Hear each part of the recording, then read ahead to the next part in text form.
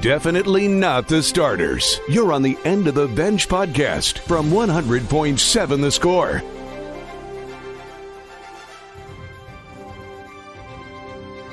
Hey, what's happening? Happy Hump Day. Good morning and welcome on to the End of the Bench on 100.7 The Score, 107thescore.com, and the 100.7 The Score mobile app. Brought to you as always by Happy State Bank. Alongside Haxton. I'm Chois Woodman. Lucas White across the way taking care of us once again today. You too can hit us up. Your thoughts, your comments, your questions, hopes, dreams, whatever you want to get in. Yates Flooring Center chat line wide open to you through the 100.7 The Score mobile app. Lots on the Yates Flooring Center chat line in our predecessor show, the Morning Drive, getting people fired up about high school girls basketball. Probably won't spend a lot of time on that today. I think they emptied the bucket for us, so I think they did. We'll spend a lot of time talking Red Raiders, Georgetown, college football playoff. Some bowl projections to toss out to you. Tiers of 12. I just completely skipped over it accidentally yesterday, so we've got our Tiers of 12. Tiers of 12! You ready to do basketball Tiers of 12 too? I think so. Okay, I think it's time. We'll do our final football Tiers. Do you see what happened to Baylor Bears? I did. They Yeah. got walloped by home Marquette. It was a good start for the Big 12 Big East battle. Barry kept giving me updates, and I was like, man, really? And then finally I got to a point where after I was doing 100 things that I could sit down and watch a little bit of that second half. Yeah, they got rolled. Yeah. So we'll get to our football final Tiers of 12 and our basketball Tiers of 12. The inaugural ones, at least for 2022-2023 season. So plenty to get into. Oh, and we have a tiny wheel spin. Oh. Someone gets to participate in. I was wondering this morning about you tampering with the tiny wheel. Tampering. Like after I poo-pooed the physical wheel that you brought in that was Megan's. Like maybe you would get revenge by rigging the electronic tiny wheel. I didn't. You spun. I know, but you could still program the freebie last time. Yeah, that's true. You got the freebie last time on the electric wheel. So, yeah, I have not done any. My wife is extremely intrigued by the touch every seat in Jones Stadium thing. Yeah, I was thinking about it. She literally wants to go with you if you spin that. She said that. I don't know if she's. I hope she just wants to go make fun of you, like just heckle you. But I don't think that's the case. She just thinks it's really cool to do. Just get a bullhorn. Yeah. Hey, fatty! Faster, man! How long is it gonna take? I would love it. Got a life. So I guess Perry fell on the playground yesterday and kind of just barely scraped his knee. And then you've already heard the story. Yeah. Megan's like, "Don't make me tell your dad that you needed a Band-Aid for this." He told you. I didn't know. Well, because I saw this. I did not know the story until I saw him sit down with the Band-Aid on. We were waiting on something. We went out and tried to get a pizza and bring it home last night, and it was taking forever. So he takes off the Band-Aid. I go, no lie, you needed a Band-Aid for that? Good. He's like, Miss Woodman said you'd say the same thing. Yeah. So he came up to her, asked, can I have a Band-Aid? She's like, well, for what? And he showed her the little scraped knee, and she's like, you're not even bleeding. She's like, don't make me text your dad and tell him that you're asking Megan, for feel a free Band-Aid to text me if you run into that kind of deal, because that was barely road rash. Yeah, that's what. So he's like, I don't need one anymore. And then he got one from a different teacher. So he didn't even get one from her, and then he got one from a different teacher later. Son. Oh, boy. We can do better. But, yeah, she told me that story. Didn't know if he would well, just because I called him or not. Yeah. Lucas has the meats today. Thank you, Lucas. Got the meats. Yeah, always. That brightened my morning since I got a tiny wheel spin. I appreciate it. I figured that you'd really appreciate it, so definitely. Brighten my morning, and I don't have to have a tiny wheel spin. So, did anybody go to the Paul Wall concert over the weekend. I know. Well, I mean, I'm asking anybody in the audience, did y'all go see Paul Wall? I saw like pictures that there were people out in the crowd. So obviously, tell us how that was. I'm curious because I know it seemed like there was almost no activity at the stadium until game time. Like the stadium was extremely empty until like a few minutes before kickoff. Then it started to fill up, and actually, I was actually impressed with the crowd. Outside of the student section, it was pretty full. So people that had the tickets, had season tickets, showed up. It all changed when you gave away those tickets. That's right. People wanted to go. Optimum Game Day Live. Speaking of giving away tickets, got a pair for tonight. Not giving away yet, but we'll give away 2 Texas Tech and Georgetown this evening if you want to go see how large of a man Patrick Ewing is in person. Because I hope that it's not going to be that good of a game. That's Last year, 6-25, 0-19 in conference play. They already have 4 wins this year. So rolling compared to last year. Yeah, they lost every game from TCU on last year. So the last win they had last year was on December 15th against Howard. What's crazy is the game before Howard, they beat Syracuse. Then they lost to TCU, Marquette, Butler, St. John's, Providence, Villanova, UConn, Butler, Seton Hall, St. John's, Providence, DePaul, Creighton. Yeah. Wow. And they've lost to something called American this year. Yeah. Which apparently is in the same American town that Eagles, which are the little planes that American fly. It gives me flashbacks in a bad way. They've gotten rid of all of those, right? Those little American Eagles jets? Right. They have? I think so. I hope so. They used to be American. Well, I mean, it was its own thing, and then American Airlines bought them, and then I think they've since gotten rid of those. I don't think those are in the fleet anymore. But every time we went to Chicago, which was a bunch, it was on American Eagle. Are those the 2 seats on one side, 1 seat on the other side? Like 3 in an entire row? Yep. I remember flying, though, the American Eagle, and as a kid, they'd give you a little pin. Oh, yeah. A captain's pin. Yeah. That was pretty cool. For when I was like We're going to be 5. shaking the whole way there, so we'll give you a captain's pin to, Oh, my gosh. to deal with it. It was always nice going to Dallas because that was going to be a big jet. Yeah. But if you're going to Chicago, little guy. Little hop, skip, and a jump on the small one. So, yeah, plenty to get into. But Garrett's Popcorn was always waiting at O'Hare. Garrett's Popcorn. That's the stuff? That's the stuff. I think I've been to O'Hare once. I'll try to remember that next time I go. Get the Chicago mix. I have not done anything in Chicago, actually. One places I've been through Illinois, but never been to Chicago. I don't have a ton of desire. A lot of crime in Chicago. Yeah, but I want to go to. Dude, I there's want so to much go to a good. Cubs game at Wrigley. Yeah, I mean, there's so Need to do much that good kind of you can stuff. get into. And I mean, you don't have to go get shot. You can go. I'm gonna do my best not to. You can go do a lot of things. Okay. All right, plenty to get into. Our Tiers of 12 coming your way at 9:45. Hack spins the wheel. 20 minutes from now, we got some headlines straight ahead on 100.7 The Score. Playing time is not required. This is the End of the Bench podcast from 100.7 The Score.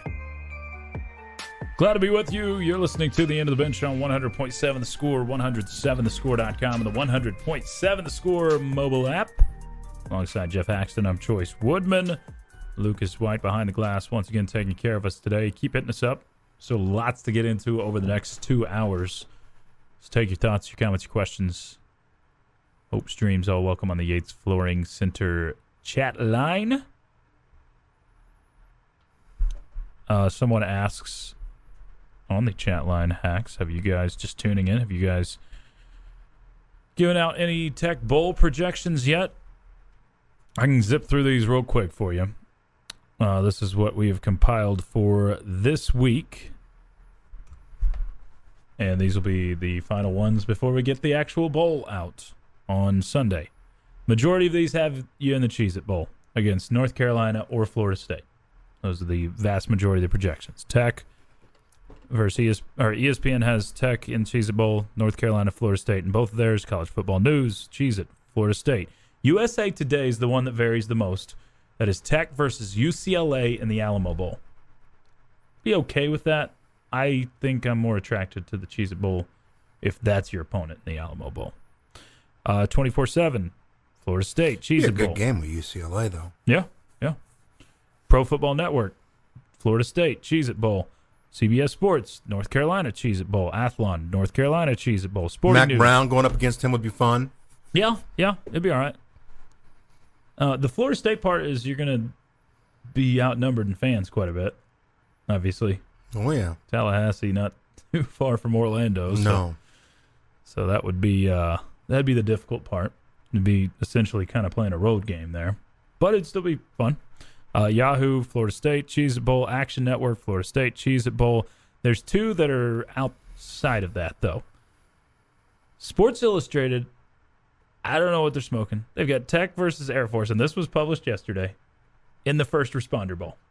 I don't know how you fall to the 7th or 8th spot in the pecking order when I think someone's just not doing their homework there. That's the guess. And then the other one has Tech falling one spot to the Texas Bowl, the only one I've seen for the Texas Bowl. Sporting News has Tech versus Florida in the Texas Bowl. No, it's... You don't want the Gators? No, it'd be fine as far as playing the Gators. It's Cheez-It. Yeah. I mean, again, I would say I'm not writing it, I'm chiseling it in stone, but I'd write it in ink. I'd say you're playing in the Cheez-It Bowl. 90%, that's where you are. Do we get surprises? Sometimes there can be other things, but that's why 90% of these projections have you playing in the Cheez-It Bowl. So expect that, but we'll find out officially on Sunday at 4 o'clock, 5 After o'clock. it all shakes out. TCU ranked 3rd in the college football playoff poll. Yep. Not surprised there. USC, if they beat Utah, they're going to go. There's a lot riding for USC. Yeah. If USC wins, they're going to go to the college football playoff and win a Heisman with Caleb right. Williams. And that's kind of what it's going to boil down to. They got to win. So I think a lot of people around here will be pulling for the Utes. I guess so. I think I'd rather see USC in college football playoff. Yeah. I don't know. It doesn't matter to me that much. Just it's whatever. All right, basketball. Texas Tech, Georgetown tonight. Now, Texas Tech, when I looked 3 hours ago, 17-point favorite over the Hoyas. I said 15. You said 17 yesterday. And this is a team that's, quite frankly, they've been okay at times, but in general, not very good. Now, do they have any pieces that we should be watching out for? Yeah, they got two guys that can really go. Okay. When Texas Tech practices and they're gearing up for an opponent that's got green light all over the place, can shoot it when they come across half court, the Shireman or whatever from Creighton type guys like that, they're called jersey. They put a green jersey on them and they pay tons of extra attention to these guys. These guys tonight that'll have that designation are Primo Spears. He averages 17. And Jay Heath, he averages 15. Okay. But Jay Heath had 25 points last time out and was 5 for 6 from 3-point range. Is Heath a transfer? I don't know. I haven't gotten that deep into the prep yet. That comes later on today. I just have all their numbers listed here on the old sheet. Yeah. That they're without Brandon Murray, I think. Now, he only played 5 games, but he was averaging 15.4. He did not play against UMBC. Those guys, along with they got some names now. Sure. Qudus, and then the last name is Whah. What? Wahab. Oh no, Wahab. There's a B there. He's averaging 12.6. So they, from what I can tell, and listening to practice yesterday, listening to Mark Adams, they're going to come out of the tunnel there, and they're going to look like an NBA team. Mm-hmm. They got, similar to Louisville. Well, with that Georgetown blue and gray, they're just, it's going to be like, oh my, look at these guys. But they are, let's just say, the opposite of disciplined. And if you defend them for more than 10 seconds, they're going to start throwing up a lot of desperation shots. So bad shots, probably bad passes, running people over, charges. So although you currently average more turnovers than they do, but and then on the other end don't want to defend. But size, athleticism, all airport team with 2 or 3 guys that can really play. Now there's not much after that, but Heath, by the way, Arizona State transfer. Okay, that's it. Yeah, hadn't got to that which point. they've actually. I think the majority of their better players are transfers because they were so bad last year. Ewing hit the portal really hard in the offseason. Still hadn't made a massive difference, but I guess they've won 4 games this year, won 6 total last year. Kerwin Walton looked a little better in practice yesterday. Saw him hit a 3. I hope that'll translate into some better things for him. Demarion Williams didn't even play against Ohio State. I asked Coach Adams. I said, "Hey," and he'll talk about this in our pregame show today. I was like, I didn't really know how to phrase it since I'm talking about 2 guys that are kind of in the same place. But I said, where are Demarion Williams and Kerwin Walton at in their development? And he said, still learning, but in a lot of ways, we're just as surprised as you are that you had to ask that question. Yeah. So I got to talk to Robert Jennings yesterday. Really cool kid, and he'll be on with us today again in our pregame show. He didn't pick basketball back up. Said he left it behind at about 8 years old. He didn't pick it back up till he was a junior. Really? That's crazy to be a high Division I basketball player. 4-star homeschool. That's crazy. It's exciting because you standing there, this is a mountain of a man. He's going to be good. And he's just in his infancy, really. Yeah. By the way, team full of transfers. Wahab from Maryland, 2 guys from LSU. Not surprising. They transferred the whole team out. UConn, Arizona State, Murray, and then a cock. Can't wait for that one. He was actually a Tech recruit at one point, but he's from UConn. It's the end of the bench. Highs and lows from Hacks next on 100.7 The Score. Playing time is not required. This is the End of the Bench podcast from 100.7 The Score. On hour number 3, it is the End of the Bench on 100.7 The Score, 107thescore.com, and the 100.7 The Score mobile app. Brought to you by Happy State Bank. And now on television, Fox 34 News Now. Oh, I was wrong. Tunisia's out. To my right, that's Geoff Haxton. I'm Chois Woodman. Jackson Frazier joins us now.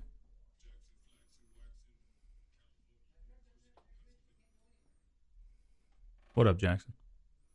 Nothing much. I have a movie for Hacks for his bad movies. Oh, okay. I need to read a couple of those, but yeah.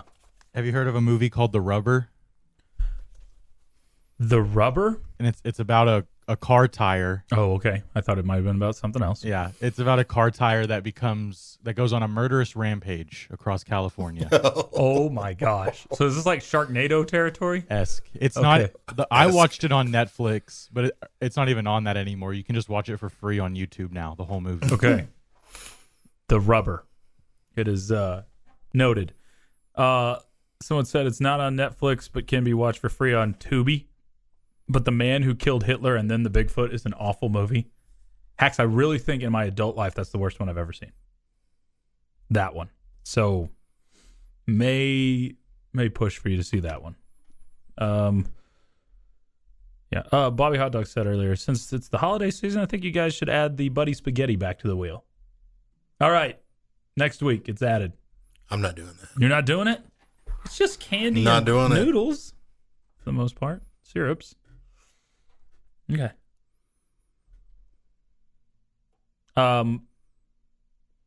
So you brought this to my attention a little bit ago. Footballscoop.com. Zach Barnett put out this article.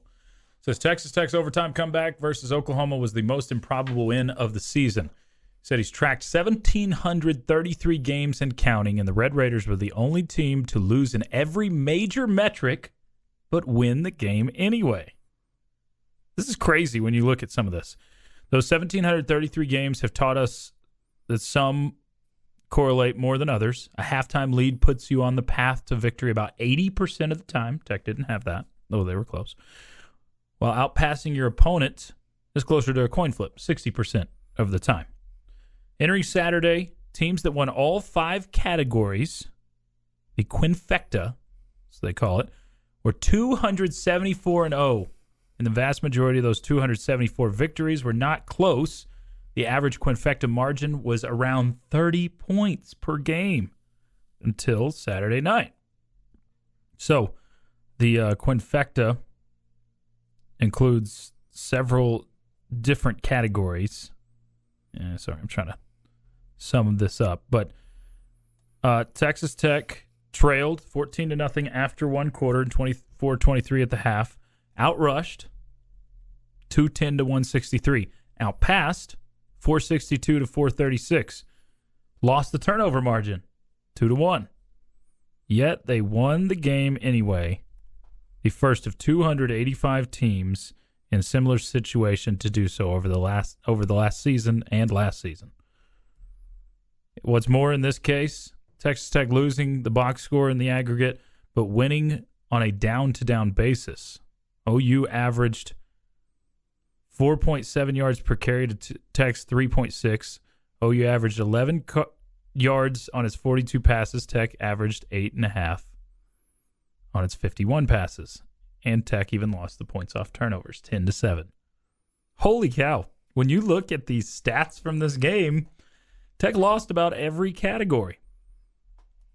So I guess, Hax, this is one of the most improbable wins. And if you're looking for another, feather to put in the cap of, hey, this team finds a way to get it done under Joey McGuire, this is a pretty good one. That's unbelievable just to look at it and, again, go through all the numbers. And I'm a numbers junkie to some extent, not that extent. But you're looking at categories that you have to win football games. Again, if you lose it, if you have a ton more penalties than the other team, you're in trouble. If you get beaten the turnover margin, you're in trouble. And all these things combined to be, in 2 years, perfection, except for one, and it was last Saturday. Wow. Unbelievable to see that. The entire article, it goes into a little bit more depth if you'd like to see. So see it, you can do so at footballscoop.com or it's on Zach Barnett's Twitter. So pretty crazy stuff that doesn't really happen. And again, Joey McGuire company finding a way to do it in year one. Now, you could flip that over and say, man, you're living dangerous playing in all these close games. But you've been living dangerous for a long time. It's not that Texas Tech has been blown out for a decade. It's not that you've lost 30-point games over and over. It's the heartache that comes with losing so many of these one-score games that you've done. Well, think about what you had to do to beat Oklahoma and Texas in the same season for the first time ever. You had to go for it on fourth down. 6 for 6 in that game against Texas.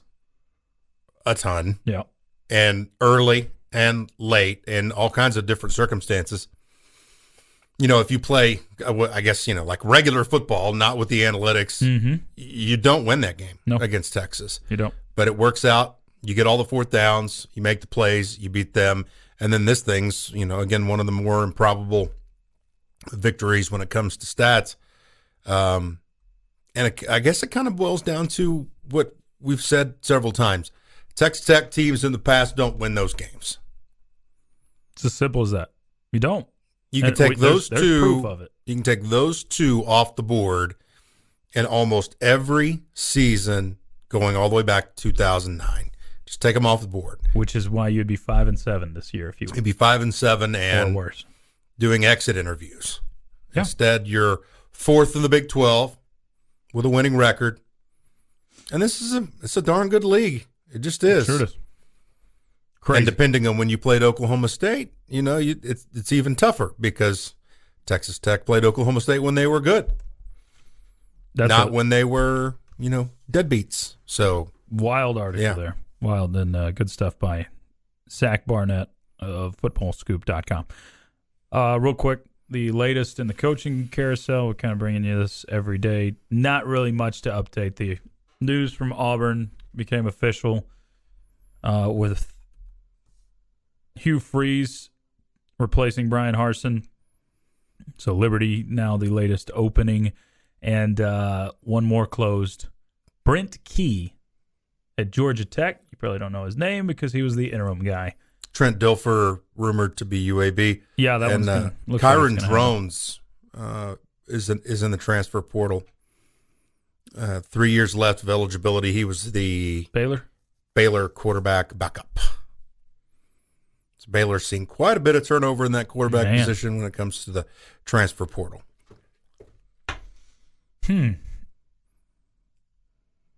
Baylor's hanging a hat on Blake Shapen. And Drones was there for 2 years. I'll tell you, Blake Shapen looked like an NFL guy when he was in Lubbock. But there's been a lot of games this year where he didn't look like that. And down the stretch, man, he looked pretty timid and contributed to why they lost some of those games down the stretch. So they're really they're going in on Shapen, though, losing some more quarterbacks out of that room. We'll continue with a few headlines coming up in a moment. Want to get back to some basketball. Hax will look towards Georgetown for us. And I want to talk some college football playoff as well. Ask the Benchwarmers towards the end of the hour. Get your questions in now. Got a few in already. It's the end of the bench on 100.7 The Score. Definitely not the starters. You're on the End of the Bench podcast from 100.7 The Score.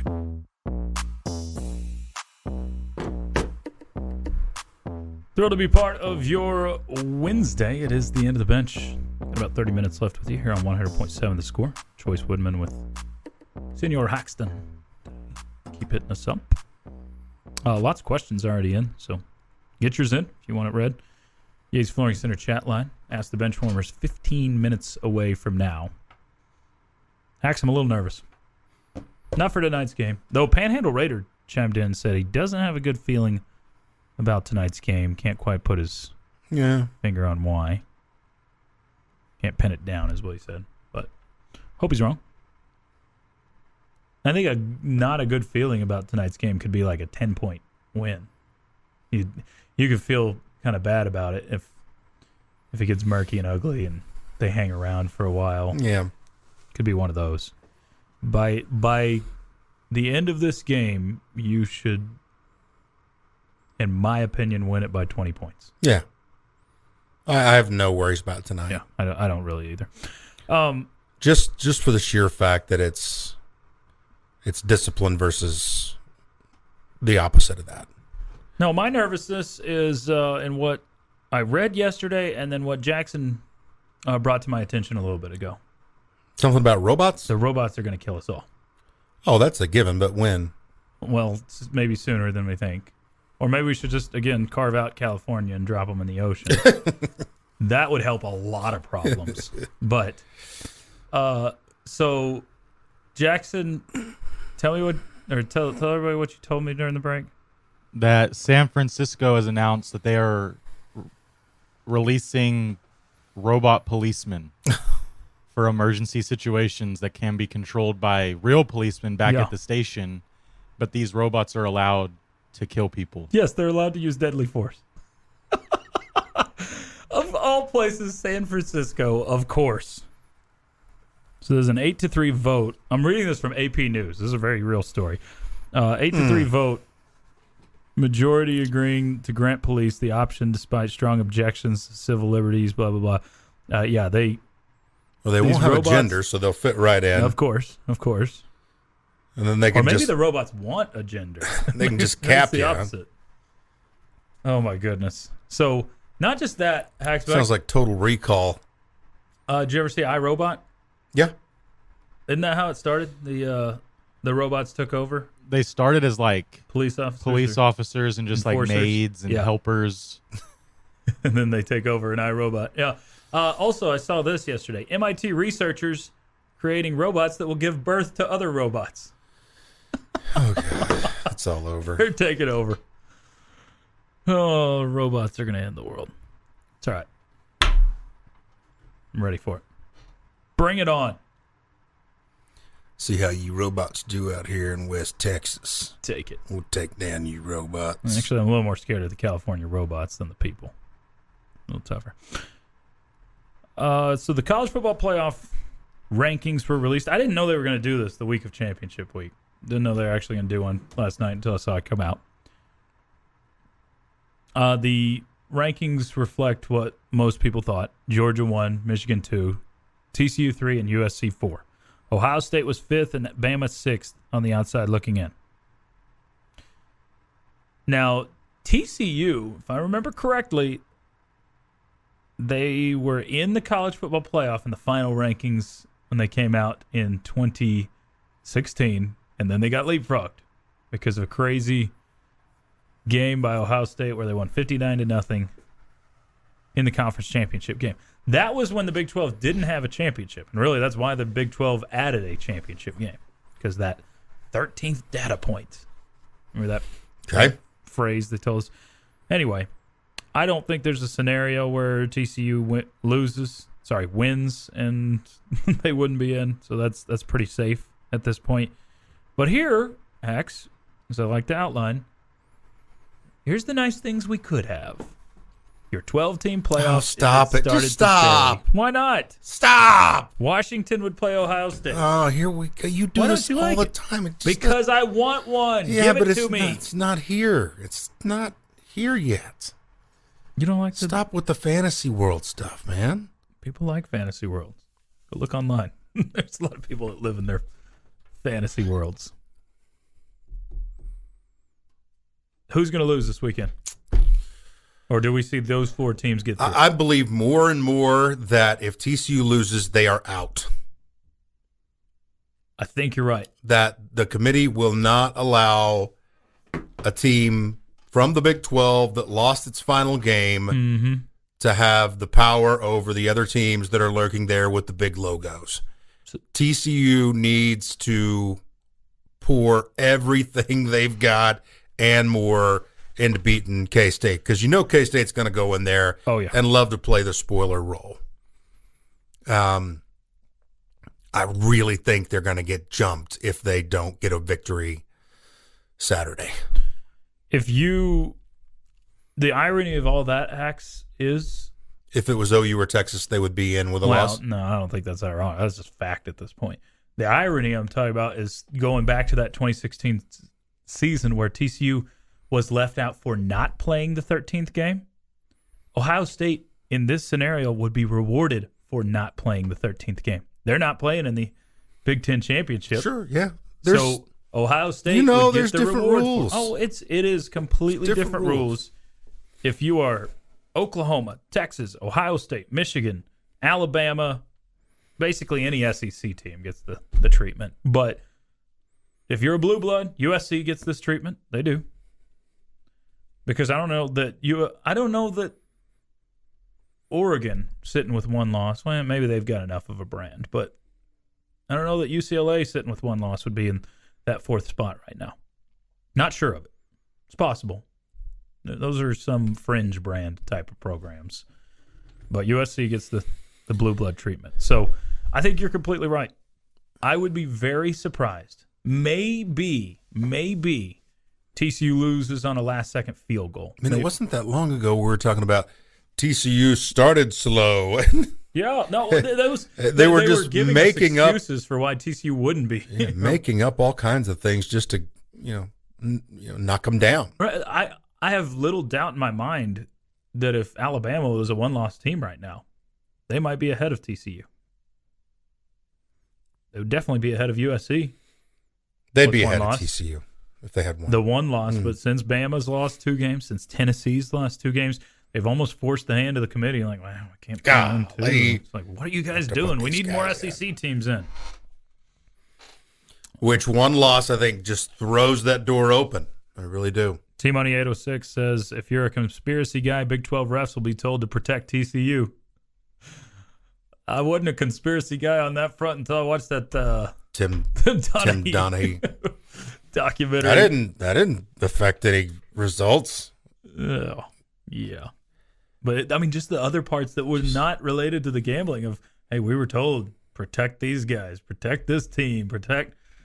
It's like, this is better for your job to protect these certain people. I don't know if those exact conversations, I don't think the direct overseers of the officials tell them that, but there's probably people whispering in their ear. They're like, hey, remember, this is best for the league. Everybody gets a check.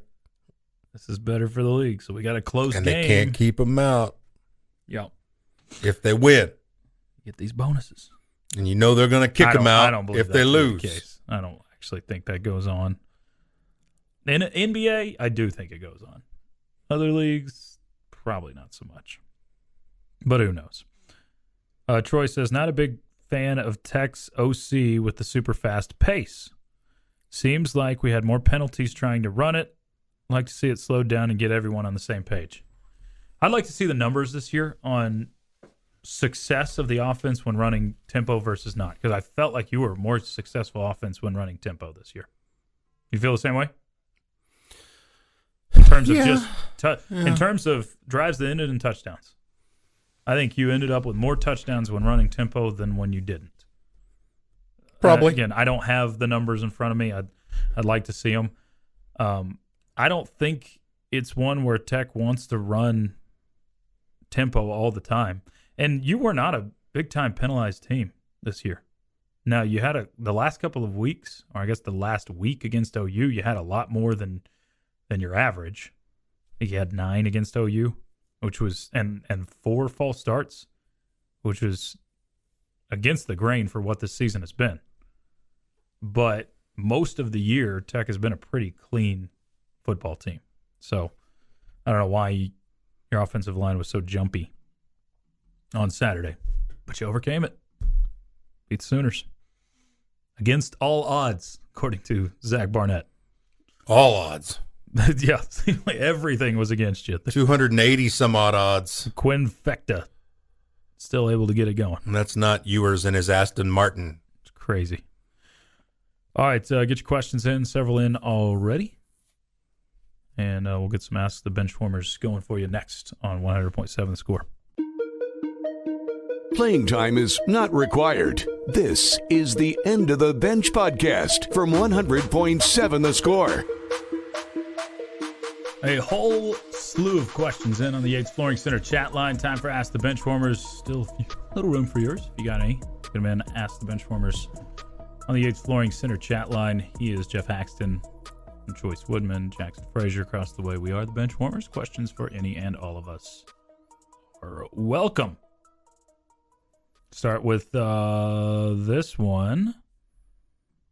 I got to start with this one, Hax, because someone DM'd me. Trevor DM'd me at 1:14 a.m. with a question. Said he's got a question for us. So we're going to start with this one.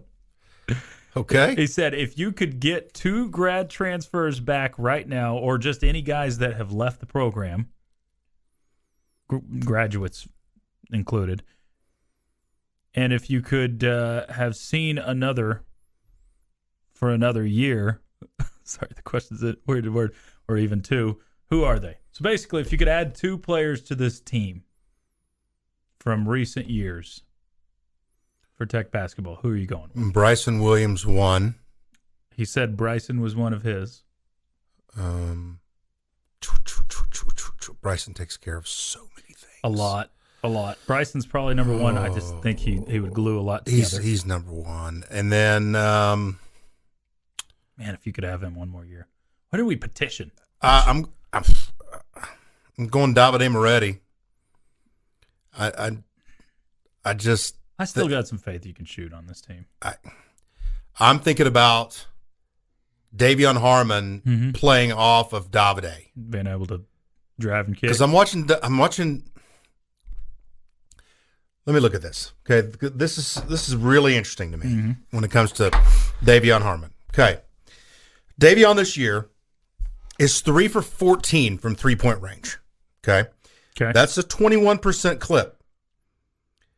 He has 122 career threes. And through those 122 career threes, that's 34% shooting from deep. Okay. So that's 13 percentage points down. The volume is down because Pop Isaacs has shot 24 three-pointers. Kevin O'Banner shot 16 three-pointers. And again, Davion's only taken 14 and only hit 3. So I'm watching him practice yesterday. He's playing his tail off. and he's driving, and there's not much to penetrate and pitch to, because you know what? Kevin O'Banner's having to play a post on this team. Yeah. A 4 or a 5. So you're not going to penetrate and pitch to a guy who's down there trying to play in the interior. Pop Isaac's floating around there and can do some things. You can penetrate and pitch to him. But you're supposed to be able to penetrate and pitch to Kerwin Walton, MIA. Damarian Williams, sure. MIA. Didn't play last game. So those would be my choices. I'm sticking with it. Okay. I think I would add, and this is just personal, I would add the Bryson Williams and probably a Matt Mooney type of guard that could do – he could shoot, I think, but he could also penetrate as well. I think Mooney and Davion could kind of cancel each other out. I think so, but I think they could also – I think there would be a compliment factor there. True two. Okay. I mean, there's all kinds of good answers you could give. We skipped over Jared Culver. Jared Culver would be nice on this team. Yeah, I'm not sure I wouldn't like Jared Culver. Skipped over Zaire. And Jared Culver. You can't really think of Zaire in the one season you had. Well, no, you can't think of him as a professional. Yeah, because the guy almost died from an allergic reaction and hasn't been the same since. Never got to see it. Yeah, just never got to see it. Yep. But what we saw here was special. So thanks for the question at 1 a.m. Good thinking at 1 a.m. I was up. Probably like Hax, just can't sleep. Does Texas Tech cover the 17 tonight? I'm going to say yes. I'm going to say yes as well. I lean towards yes. You're just so good at home. So good at home. Watch how they've been practicing. This has got to be a dream time for Mark Adams, especially if you can get past tonight with a good performance. Yeah. Because you go, back from Maui. Mm-hmm. It's plenty of days to get rested and get ready. Yep. So after tonight, full week. Another week. Mm-hmm. And then 8 days. 6 more days. I think there's a 6-day and an 8-day stretch in there in December. So, yeah, lots of practice. They got to get a lot better during this time. Lots of practice. And still Big Maple eating snacks on the sideline with his cast on. This was from earlier in the show. Lindale Geoff says, did we miss the boat on Sonny Dykes? Did we have the talent to go 12-0? If TCU had so much talent, Patterson was at least recruiting well. Look, I think you're going to see a steep drop-off with TCU next year. And steep meaning going from 12-0 to 8-4 maybe, 7-5, because they are going to lose 20 – I can't remember. Is it 28 seniors? They have a massive amount of seniors on their team. Now, some of them will have eligibility again, but they're going to lose a lot of players. So watch for a pretty steep drop-off for TCU next year. I don't know if it's just been the perfect storm because it feels like it for TCU. I mean, you look at some of the games they've won. So I'm not ready to say that Sonny Dykes in the long term is going to be better than Joey McGuire. I don't think you can this year, 100% he's been better than Joey McGuire. But in the long run, I don't know that that's going to be the case. Maybe he will, but maybe he won't. Well, if you're comparing him, there's been nobody that's been better than Sonny Dykes. No, he's been the best coach in the Big 12. I'm talking about in the country. Okay, yeah. If you can, in year one, get TCU to the college football playoff with an undefeated record in the Big 12 championship. Sure. But long run, let's wait and see. These things take twists and turns. Sure some take longer to get going. Some never get going. I mean, like you talked about yesterday, quarterback matters so much. There's a lot that factors in. Look at some of the coaches that had a 12-0 season, like a Gene Chizik, and then went couldn't coach a lick splat. in other years. So I'm not saying that's going to be the Ed case Orgeron, but yeah, there's been coaches that they just have. As soon as Burrow left, as soon as some of these, I mean, LSU's for just sure an NFL factory, and sometimes they're more, sometimes they're less. When they're less, you're just not as good a coach. Bullfighter Benchwarmers says, Bullfighter says, I should say, if you were told to break a major bone in your body and all of the big sports would win a national championship, would you do it? And which bone would it be? Not a finger, pinky, toe. It's got to be like a shin or a neck bone. Oh, my God. This is lunacy. That's crazy, Bullfighter. You break bones for a living. I'm I guess it's a side gig, but I'd break a leg for all three of them. Yeah. What's a major bone? I'll break my arm. All right, let's say that. Take that. Take my ulna. No, not the ulna. The radius. I'm just going to the radius. For all three national championships, shoot, yeah. Negatory. I'll wear a cast around. Benchwarmers, start, bench, cut. Funyuns, Cheetos, Doritos.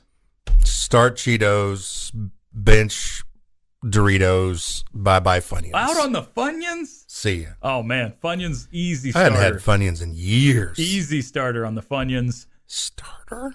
Over Cheetos? Now, Cheetos, do I get the different varieties? No, you get the I like crunchy. the puffs. Then fine. Start Funyuns, bench Doritos, cut the Cheetos. The Cheeto fingers, I mean, come on, man. Give me Hax's list. I want Hax's When's the list. last? Have you had Funyuns in a while? They're so good. I mean, somewhat recently, but not as recently as the other two. Choice, do you have some handcuffs on this year with the ref talk since you're part of the game radio crew? I'm not really part of it. I don't think they're going to suspend a guy, the engineer that's talking on his sports talk radio show about officials. No handcuffs. No handcuffs at all. Not that I've been told about. I guess we could find out. How far can I push it? Benchwarmers, who is your favorite college football blue blood? I don't think I have a favorite. I have ones that I hate less than the others. Yeah. I've always kind of liked Florida State. Are they a true blue blood? Not really, but They're close. They've won really a championship close. in recent years, so yeah. I would go probably Clemson. I mean and they're a new blue blood, but that's one I hate less than others. I don't have that much disdain for Michigan. Yeah, me either. I mean, it's just I prefer them over Ohio State. Me too. Last one here. So will expanding the playoffs help or just allow the committee to get in more blue bloods? You're going to see more blue bloods. But if you have automatic bids, that's the part that will help. Freaking Chris Need. He has his hand cut. An hour's not long enough for him, so he's got to get in here and mess with us. For Geoff Haxton and Jackson Frazier, I'm Chois Woodman. You've been tuned in to the End of the Bench on 100.7 The Score. You'll hear Sneed coming up next. This has been the End of the Bench podcast from 100.7 The Score. Go to 107thescore.com for more from the Double T Sports Network.